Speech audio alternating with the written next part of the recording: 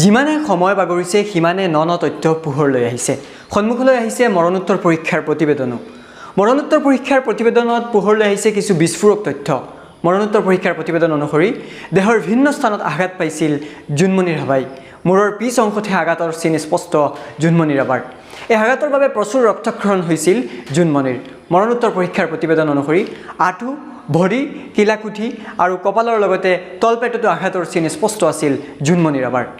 পিঠিত বহু স্থানত কামিহাড় ভঙাৰ তথ্যও স্পষ্ট হৈছে জোনমণি ৰাভাৰ মৰণোত্তৰ পৰীক্ষাৰ প্ৰতিবেদনত।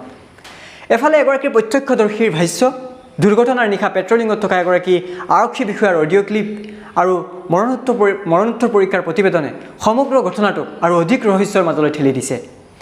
এই ৰহস্যৰ আৱৰ্তত থকা সমগ্ৰ ঘটনাটোৰ তদন্তৰ ভাৰ CIDক অৰ্পণ কৰা হৈছে আৰু লগে লগে ইতিমধ্যে CIDয়ে তদন্ত প্ৰক্ৰিয়া আৰম্ভ কৰিছে।